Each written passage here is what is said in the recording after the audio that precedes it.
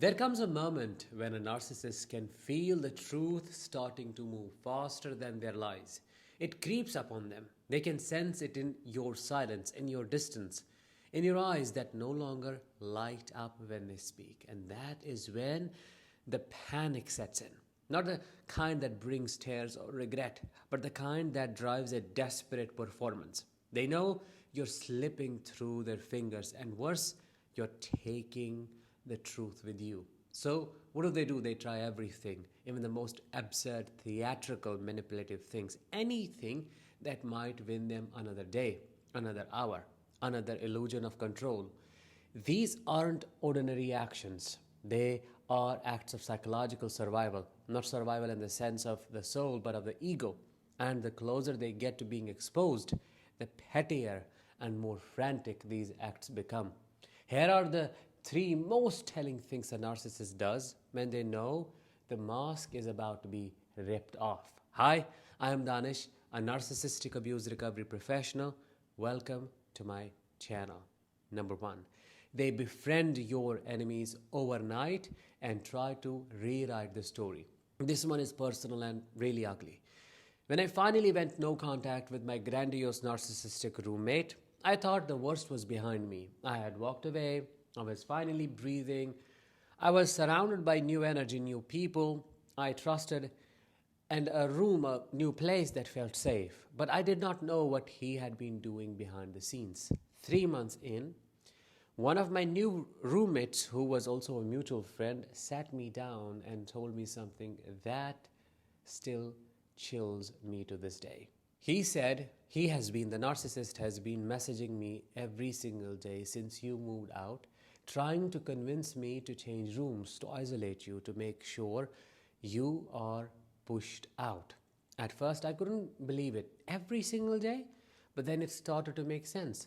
The tension I felt in the room, the little looks, the slight distance, he was poisoning the well, and I did not know it. But what really broke me was what my friend told me next. He said the narcissist had gone so far as to claim I was possessed by a demonic spirit, that I was dangerous, that being around me would somehow harm them spiritually and emotionally. I had to sit with that for a long time. I could not wrap my head around how someone could go to such an extreme level of character assassination. But I realized it was projection in its purest form. He wasn't describing me, he was describing himself. When narcissists befriend your enemies or even your friends, they are not doing it because they suddenly like those people. They are doing it because they need a new stage. And those people become the new audience. They will smile, bond, even overshare just to build fake intimacy.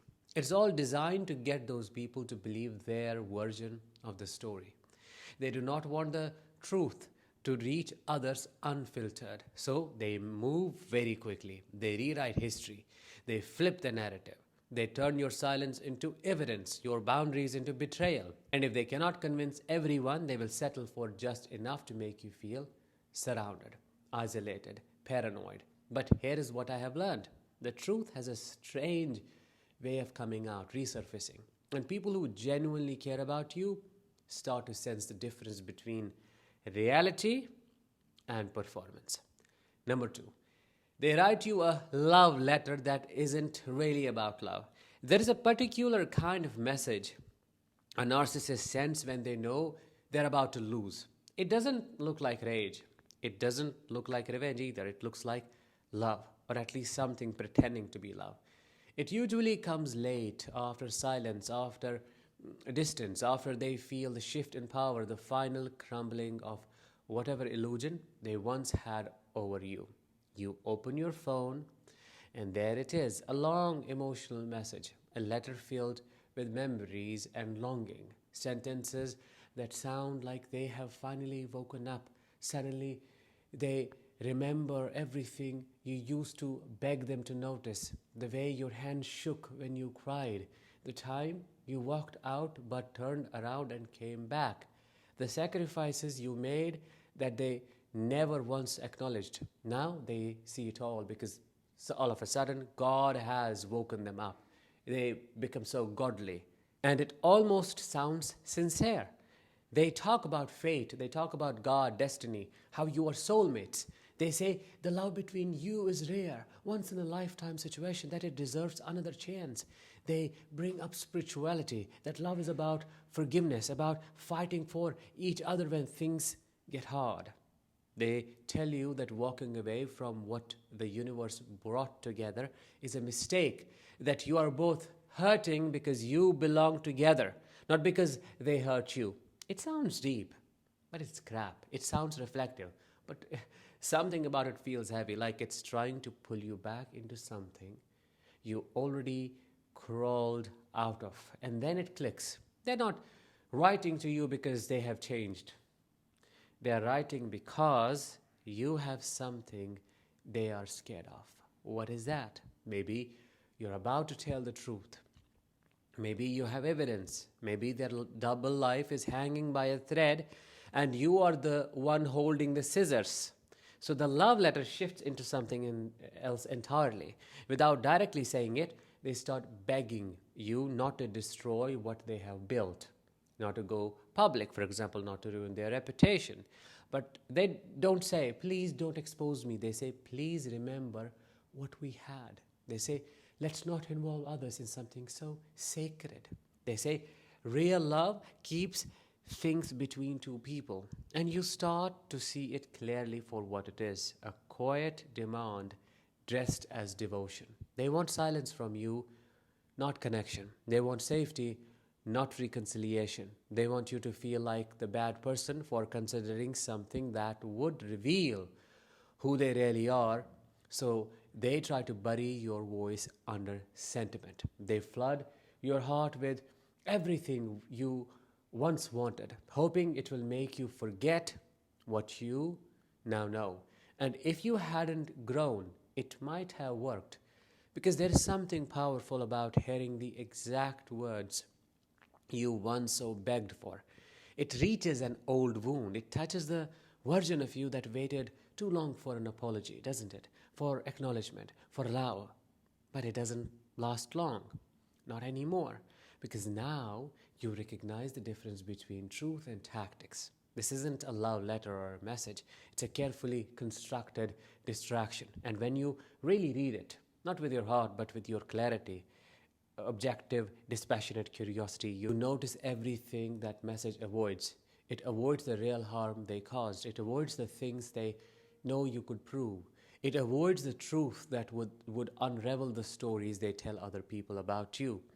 It avoids the real reason they're reaching out at all, because it was never about love.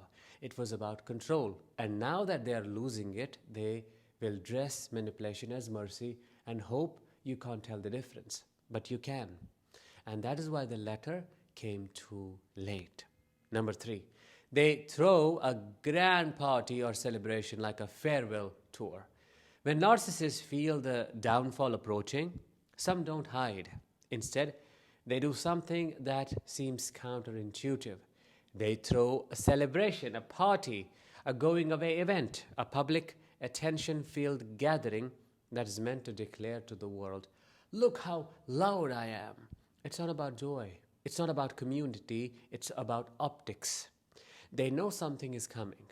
It's a breakup maybe. Maybe people are starting to ask questions. Maybe their professional reputation is beginning to crack. Whatever it is, they feel it. So they try to flood the space with noise before the silence hits. A party becomes their final campaign, one last shot to gather support, to charm the people who are on the fence, to convince themselves and others that everything is fine. I have seen it happen. I have watched someone throw a lavish birthday party days before being outed for abuse. They invited everyone, spared no expense, made sure the photos were uploaded everywhere, even gave emotional speeches, thanking people for being part of their journey. But it wasn't about gratitude or any journey. It was about preserving their image right before it fell apart. This kind of move is dangerous, not because it's powerful, but because it creates confusion. People see the smiling faces, the laughter, the polished version of the narcissist, and they start to question the stories they have heard. That doubt works, unfortunately, in the narcissist's favor. They want to drown your voice in applause. They want to blur the truth with spectacle. And even when the party is over, its afterglow lingers. Pictures get shared, comments pour in. You look so happy. You are such a light, aren't you? And they eat it up like fuel because they know what is coming and they want something beautiful to point to when the ugly truth finally breaks through. But the harsh reality is, truth does not get erased by celebration. It just waits. And when the crowd leaves, when the music dies down, when they're finally alone, they feel it. The hollowness, the silence, the fear. They cannot try to rewrite the story, but they cannot rewrite the ending once you have walked away for good. And that is what I need you to remember.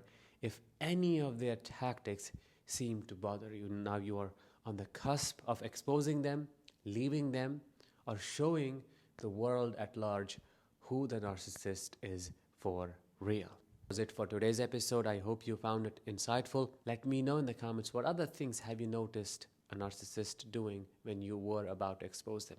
I will talk to you in the next one. Until then, as always, let the healing begin and continue.